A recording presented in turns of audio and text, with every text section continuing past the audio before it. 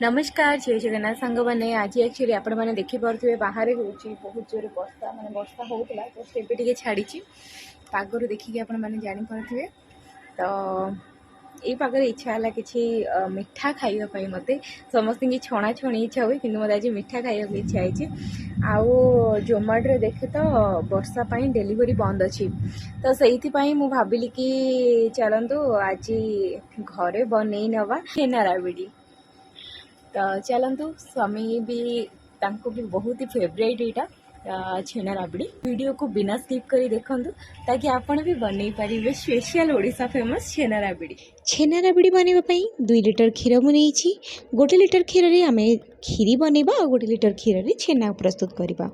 तो जितेबाला क्षीर फुटी आसो भिनेगार को पानी मिसेकी से पकई नवा ताकि क्षीर आमर बहुत बड़ा भाव में छिड़ीज। क्षीर जब न फुड़ी थी आपंकर से भल भाव में छिड़बनी।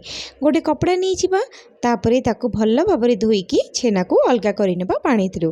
तापर ये बर्तमान आमर छेना रेडी। एबे चलतु ना क्षीर पर गोटे मिक्सर प्रस्तुत करवा। चीनी और गुजराती को देकी ग्राइंड करके तार पाउडर को क्षीर में पकई नवा। एठी देखि पारुथिबे आपण क्षीर क्वांटिटी अधा हो जाइए।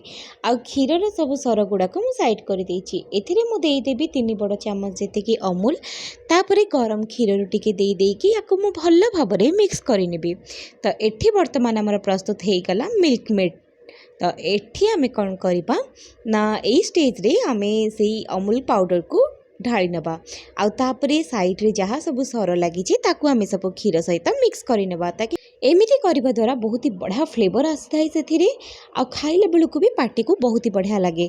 तापरे छेना को सेथिरे मिक्स करके बस हल्का फ्लेम रे 1 ରୁ 2 मिनिट पर्यंत फुटई नवा।